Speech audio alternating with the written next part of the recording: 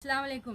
कहावत है, जब पेट भर जाए तो नरम रोटी भी चुभन लगती है और जब भूख रहती है तो सख्त रोटी भी हलवे से नरम लगती है। ये एक बहुत गहरा और मानी खेज जुमला है जो इंसानी फितरत की हकीकत को बयान करता है।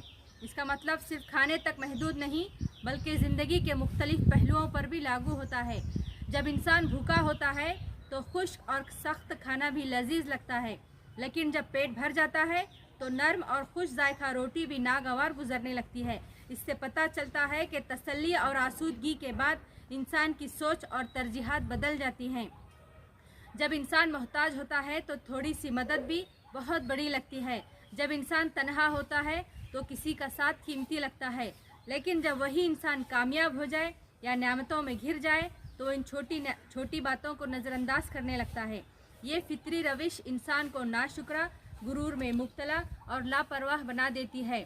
हमें चाहिए कि हम हर हालत में शुक्रगुजार, मुनकसिरुल मिजाज और हमदर्द बने रहें। जो चीज़ें कभी हमारे लिए कीमती थी, इनकी अहमियत को ना भूलें और दूसरों की हालत को समझें। नेमतें हमें आजिज़ी सिखाएं, गुरूर नहीं।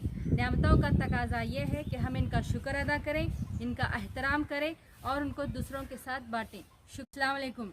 कहावत है, जब पेट भर जाए तो नरम रोटी भी चुभन लगती है और जब भूख रहती है तो सख्त रोटी भी हलवे से नरम लगती है।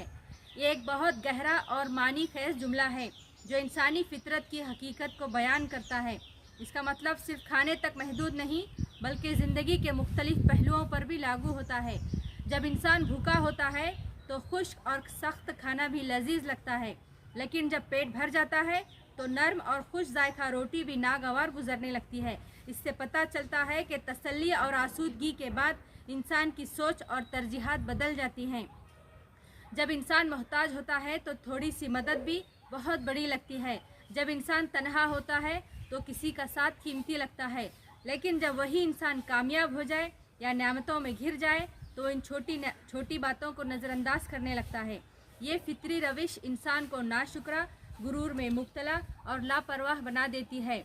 हमें चाहिए कि हम हर हालत में शुक्रगुजार, मुनकसिरुल मिजाज और हमदर्द बने रहें। जो चीज़ें कभी हमारे लिए कीमती थी, इनकी अहमियत को ना भूलें और दूसरों की हालत को समझें। नेमतें हमें आजिज़ी सिखाएं, गुरूर नहीं। नेमतों का तकाजा ये है कि हम इनका शुक्र अदा करें, इनका एहतराम करें और उनको दूसरों के साथ बाँटें। शुक्रिया।